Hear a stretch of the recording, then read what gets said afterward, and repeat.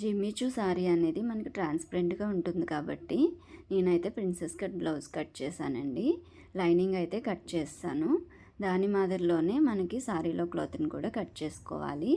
మిగిలిన క్లాత్ని 7 ఇంచెస్ పొడుగులో రెండు హ్యాండ్స్కి తీసాను.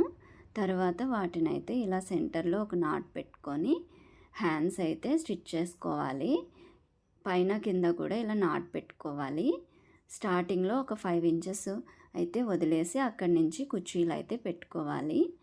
చిన్నగా కుర్చీలు పెట్టేసుకొని అలాగే కింద కూడా పెట్టుకోవాలి.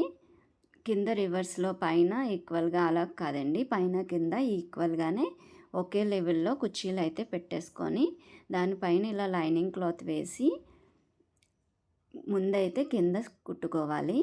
తర్వాత టర్న్ చేసి ఇలాగా పైకి కూడా ఒక కుట్టు వేసేసుకొని మొత్తం ఇలాగ ఒక కుట్టు అయితే వేసేసుకోవాలి.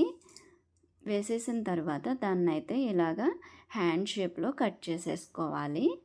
కట్ చేసిన తర్వాత మనకి జిమ్మిచూ శారీకి ఇచ్చిన కట్ వర్క్ని లైనింగ్ వేసి ఇలాగ సింగిల్ పాదంతో ఒక కుట్టు అయితే వేసుకోవాలి. దాని వెంటే కుట్టు వేసుకోవాలండి.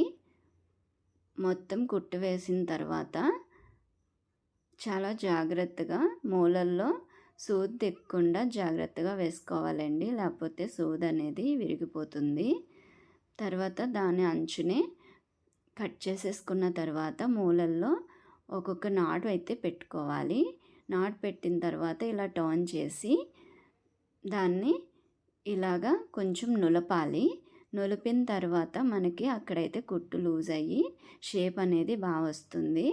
దాన్ని ఆల్రెడీ కుట్టిన హ్యాండ్కి ఇలాగ పైన పెట్టి ఒక కుట్టు అనేది వేసేసుకోవాలి.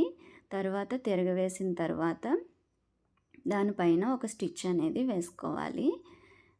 2 హ్యాండ్స్ అయితే పూర్తయిపోయినాయండి. తర్వాత మనం భుజాలకి యాడ్ చేసుకోవాలి. Thank you.